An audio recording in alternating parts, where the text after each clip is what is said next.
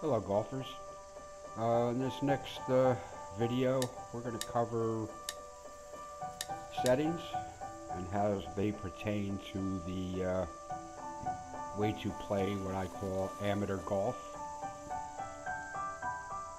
And we'll go over the settings one by one and offer some explanation and opinion, which not all will share, but if you see any logic in what I present, you'll understand. So we'll go into our settings. Audio and display, is a totally optional thing. So we're going to go into the gameplay. And here we see most of what my normal setting is, and I'll explain further. Green grid obviously is off. I was in chat with somebody yesterday, and he pointed out that he'd played hundreds of rounds, hundreds of golf courses, and at no time did he ever see an artificial grid or moving beads or arrows on any of those greens. So to me, this is kind of a no-brainer. So the green grid is off. Next, we'll go down to the wind meter. You have on or you have off.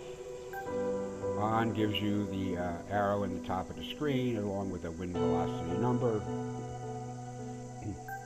We play with it off, and again, at no time on a real golf course, unless you bring some kind of device or apparatus with you, will anything tell you the exact wind velocity at any time. Golfers rely on whatever they might see in the environment. It could be flags, like on a PGA broadcast. A lot of times there's flags or banners around the stands, and that gives the golfer a clue. He will judge it by the movement of trees, and he will often, bend down and pluck some blades of grass from the ground, and hold them out at arm's length and drop them, and see what the breeze, how far that breeze moves the blades of grass as he drops them.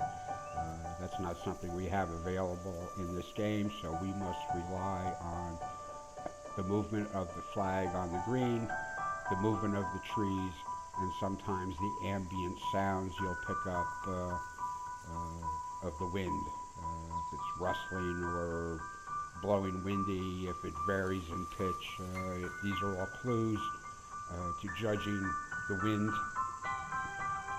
and that's the best we can do with this game.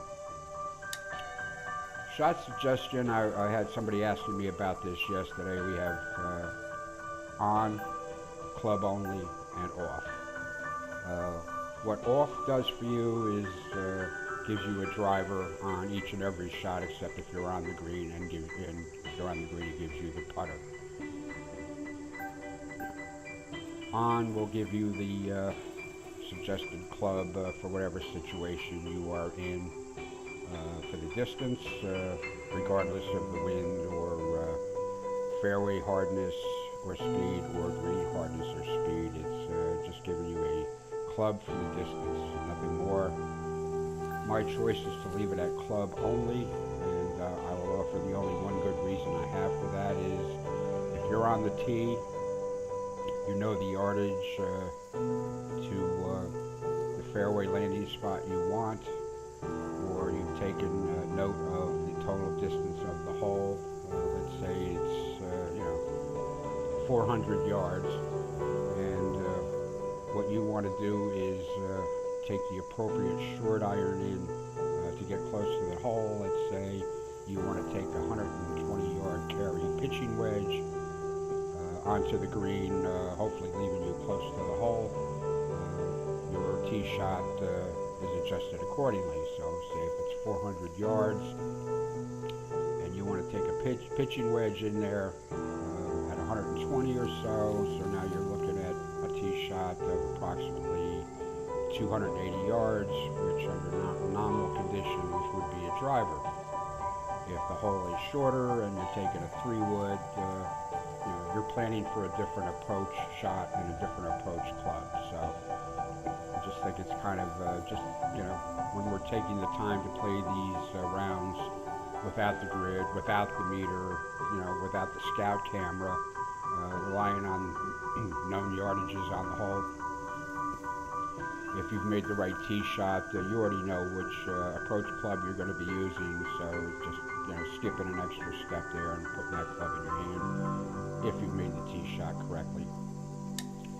Scout camera is off the way we play, and in any tours or tournaments that are set up, this will be disabled. I leave myself the option of leaving it on because when I find a new course to play and I want to check it out a little bit more thoroughly, this enables me to hit the triangle button and the L2 button quickly and kind of take that high overhead view of the course and use the sticks to navigate around and check out the work of a course designer and pick out any outstanding features. But for the most part, in play, this will be off. The approach and putting camera is left on. I think it reflects a better reality. If you get yourself within 45 yards of the hole, pressing the circle button lets you kind of walk around the green.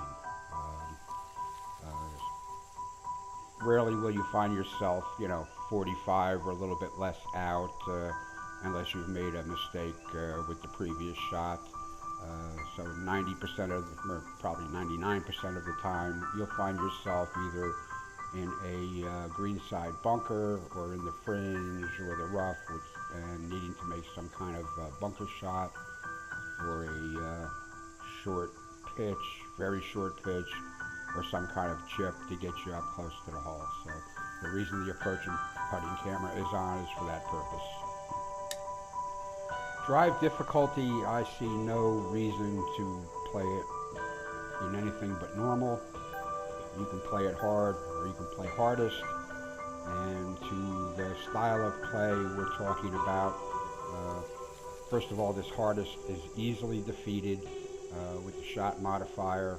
It cannot be forced or enforced in any way, and actually I think detracts from your ability to learn how to shape shots.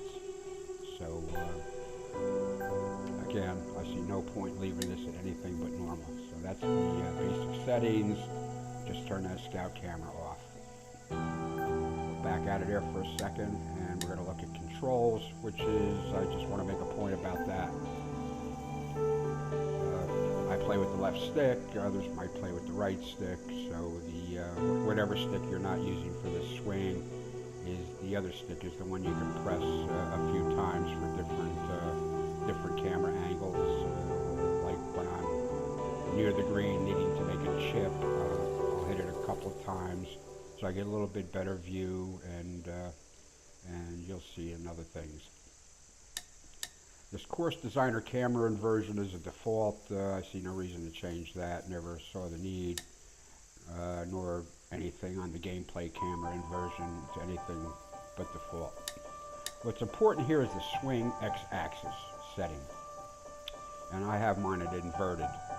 When the game first came out for console and I first got it, inverted was the default, and this is how I learned to swing.